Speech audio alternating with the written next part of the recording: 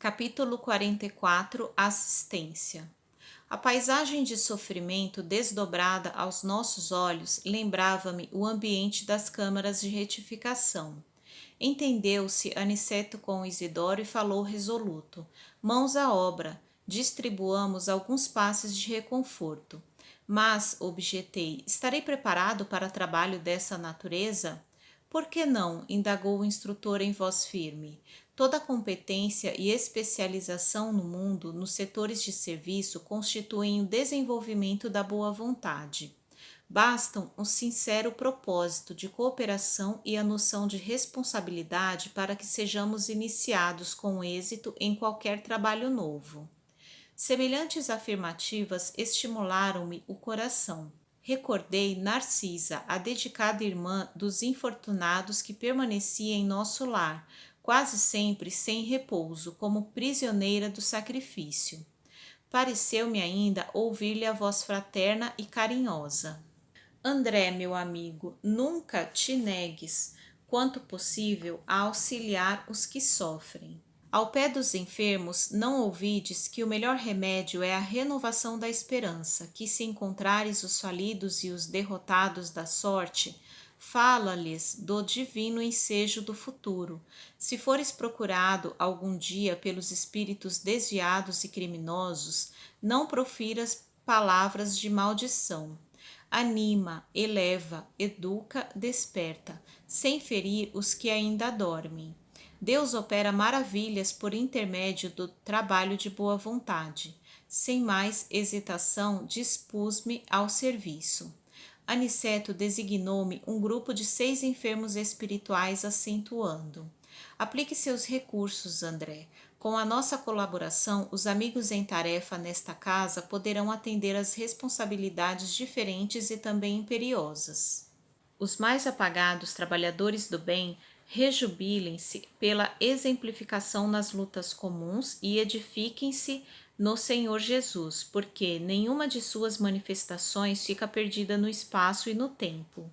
Naquele instante em que fora chamado a prestar auxílios reais, eu não me recorria aos meus cabedais científicos, não me reportava tão somente à técnica da medicina oficial, a que me filiara no mundo, mas recordava aquela Narcisa humilde e simples das câmaras de retificação, enfermeira devotada e carinhosa, que conseguia muito mais com amor do que com medicações.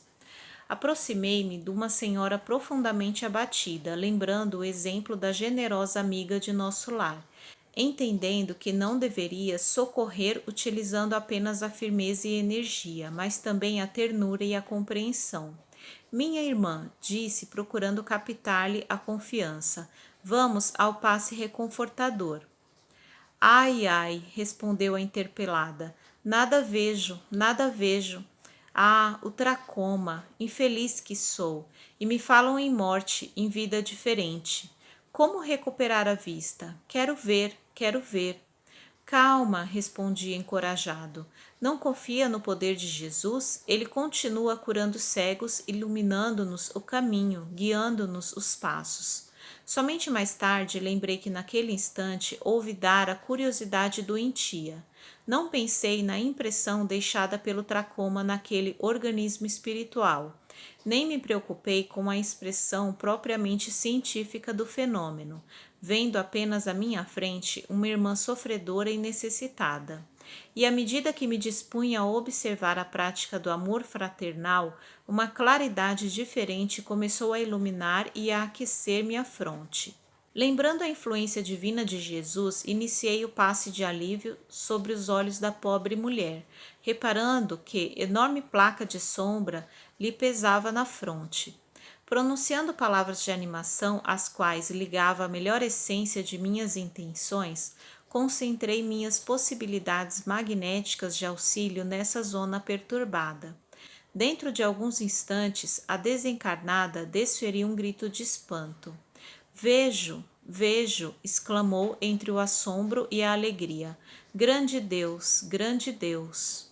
E ajoelhando-se num movimento instintivo para render graças, dirigia-me a palavra comovidamente.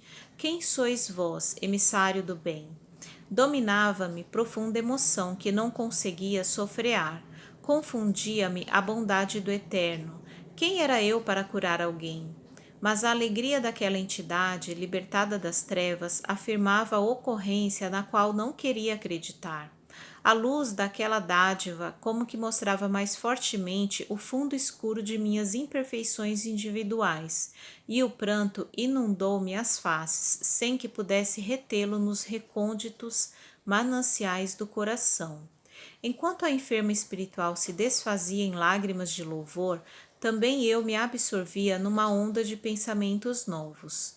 O acontecimento surpreendia-me.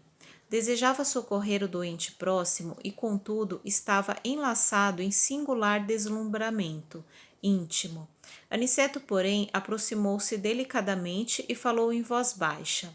André, a excessiva contemplação dos resultados pode prejudicar o trabalhador.